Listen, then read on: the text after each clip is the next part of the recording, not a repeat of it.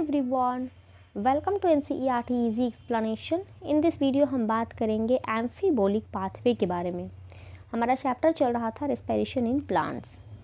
चलो और line by line देखते हैं कि NCERT क्या कह रहा है। ठीक है, तो glucose is the favoured substance for respiration. Respiration के लिए जो ग्लूकोज होता है वो फेवर्ड सबस्टांस के तौर पे इस्तेमाल होता है, यानी कि सबसे ज़्यादा रेस्पिरेशन में ग्लूकोज ही यूज़ होता है। All carbohydrates are usually first converted into glucose. जितने भी कार्बोहाइड्रेट होते हैं सबसे पहले वो ग्लूकोज में कन्वर्ट होते हैं रेस्पिरेशन में जाने से पहले। ठीक है, अदर सबस्टांट कैन ऑल्सो बी रेस्पायर्ड। दूसरे जो सबस्टांट होते हैं जैसे कि प्रोटीन, फैट, वो भी रेस्पिरेशन में जाते हैं, लेकिन ग्लूकोज जो होता है वो ज़्यादा इस्तेमाल होता है। ठीक है,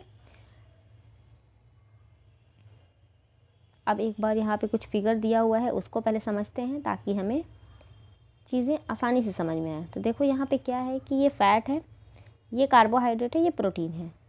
तीनों ही यहाँ पे रेस्पिरेशन में देखो जा रहा है, तीनों ही रेस्पिरेशन करेगा। इधर से ये आएगा, इधर से ये आएगा, ये तीनों ही जाएगा। लेकिन एक पॉइंट जो तुम्हें यहाँ पे देखना है वो ये कि ये जो कार्बोहाइड्रेट है वो हर एक स्टेप को फॉलो किया। ग्लूकोज 6 फॉस्फेट बना, फ्रुक्टोज 1,6,20 फॉस्फेट, जो भी इसका रिएक्शन होता है सारा रिएक्शन को उसने कवर करा। और लास्टली यहाँ पे आपका पायरुविक एसिड बना, फिर एसिटाइल कोए में बदला, फिर क्रेब साइकिल में गया और यहाँ पे CO2 निकल गया और वाटर निकल गया। ठीक है, तो जो एकदम पूरा लाइन से रिएक्शन हुआ। लेकिन प्रोटीन के केस में देखो कि एमाइनो एसिड में कन्वर्ट हुआ। एमाइनो एसिड ये सारे स्टेप को भूल गया, वो डायरेक्ट पायरुविक एसिड में कन्वर्ट हो गया। यानी कि जो एमाइनो एसिड है वो डायरेक्टली पायरुविक एसिड में कन्वर्ट हुआ, जो पायरुविक एसिड है वो फर्दर एसिटाइल कोए में कन्वर्ट हुआ, क्रेब साइकिल में गया। सेम वैसे ही अगर हम यहाँ पे बात करें तो जो फैट है, फैट में दो चीज़ें होती हैं, फैटी एसिड और ग्लिसरॉल। तो जो फैटी एसिड है वो आपको डायरेक्टली यहाँ से देखो, ये जो हमारा फैटी एसिड है वो यहाँ से एसिटाइल कोए में डायरेक्टली बदला।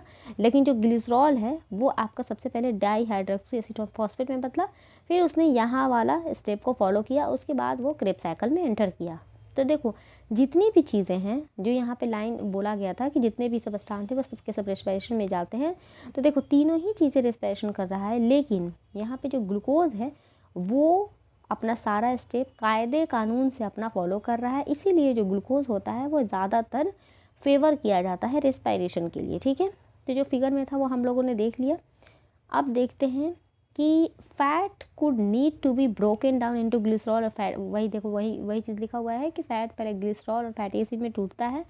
अगर फैटी एसिड को जाना है रेस्पिरेशन में तो पहले वो एसिटाइल कोए में टूटेगा, उसके बाद फिर वो नॉर्मल पाथवे को फॉलो करेगा। लेकिन अगर ग्लिसरॉल को जाना है तो वो पहले कन्वर्ट होगा PGL में, यानी कि डाईहाइड्रोक्सी एसीटोन फॉस्फेट में कन्वर्ट होगा, फिर उसके बाद नॉर्मल रिएक्शन वो करेगा। अगर प्रोटीन को जाना है तो जो प्रोटीन के ऊपर, ये देखो ये प्रोटीन है, प्रोटीन के ऊपर एक्शन होगा प्रोटीएज का, ये एक एंजाइम है, और फिर वो एमाइनो एसिड में इसको कन्वर्ट कर देगा, यानी कि डीएमिनेशन हो जाएगा। ठीक है, इसके बाद फिर डिपेंडिंग ऑन द स्ट्रक्चर किस तरह का है, फिर वो क्रेब साइकिल में एंटर कर जाएगा। ठीक है, since respiration involve break down, चूँकि रेस्पिरेशन में देखो क्या होता है कि सबस्टांट टूट रहा है, सबस्ट्रेट जो होता है वो टूटता है। Respiratory process has traditionally been considered a catabolic process. चूँकि रेस्पिरेशन में अभी तक हम लोगों ने देखा कि कुछ ना कुछ चीज़ टूट रहा है, इसलिए ट्रेडिशनली तौर पे पुराने ज़माने में ये कहा जाता था कि रेस्पिरेशन जो होता है वो एक कैटाबॉलिक प्रोसेस है। ठीक है, और इसलिए इसको कैटाबॉलिक पाथवे के नाम से भी जाना गया। लेकिन क्या ये चीज़ सही है? क्वेश्चन आपसे NCERT पूछ रहा है।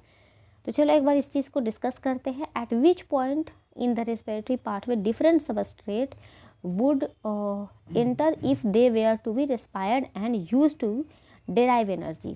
देखो उसी चीज़ को यहाँ पे NCERT ने थोड़ा सा क्लियर करने का कोशिश किया है कि क्या रेस्पिरेशन में सिर्फ चीज़ें टूटती हैं, कुछ भी नहीं बनता। तो देखो क्या बोल रहा है, what is important to recognise that it is these very compound that would be withdrawn from the respiratory pathway for synthesis of said substrate. कुछ ना कुछ तो ज़रूर बन रहा है। देखो क्या बन रहा है, देखो एसिटाइल कोए बिफोर एंटर करने से पहले when the organism need to synthesize fatty acid glycerol, ये भी नहीं है।